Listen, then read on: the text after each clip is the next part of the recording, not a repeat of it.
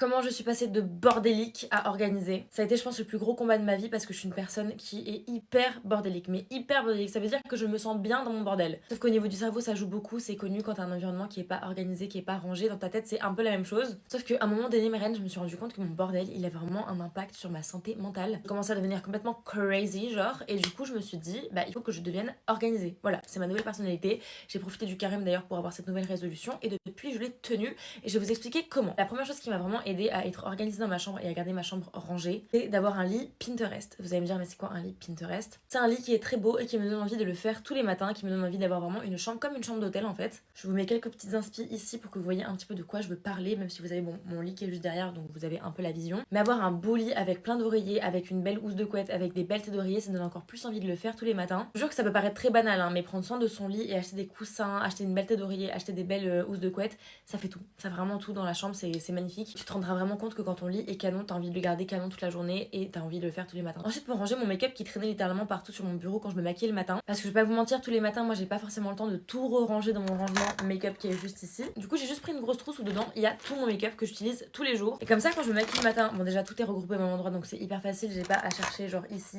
là-bas, dans notre tiroir. Et au moins tout le maquillage qui traînait sur mon bureau le matin parce que j'avais pas le temps de le ranger, il est là-dedans. Parce que vraiment, ça prend 3 secondes de juste tout prendre et de tout ranger dans une trousse. Et d'ailleurs, j'ai fait pareil avec ma skincare. Donc tout est dans ces deux petites trousses qui sont sur mon bureau. Ça fait hyper propre, c'est super mimi. Ensuite, bon, je vais pas vous mentir, moi j'avais un gros problème dans ma chambre, c'était les vêtements. J'avais toujours l'impression que j'avais pas assez de place pour mes vêtements. Et du coup, il y avait énormément de vêtements qui traînaient par terre, sur des chaises, de partout. Et donc j'ai commencé par faire un énorme tri dans ma chambre avant de vouloir commencer mon gros rangement de printemps. J'ai juste trié mes vêtements. Dans mon armoire, il y avait des vêtements d'été, des vêtements d'hiver, des vêtements d'automne, il y avait de tout. Donc au final, ça finissait plutôt en boule que bien plié, rangé parce que j'avais juste pas de place pour tout mettre. J'ai aussi fait un autre gros tri de tout ce que je ne porte pas, que j'ai donné à la Croix-Rouge. Et déjà, ça a fait vraiment un énorme vide dans mon armoire. Et j'ai aussi fait un gros tri dans mes tiroirs parce qu'on a tous ces tiroirs là où tu mets littéralement tout. Quand tu trouves un truc, tu sais jamais où le mettre. Genre, t'as pas vraiment une place dans ta chambre qui est attribuée juste pour ce truc là. Du coup, tu vas le mettre dans le même tiroir.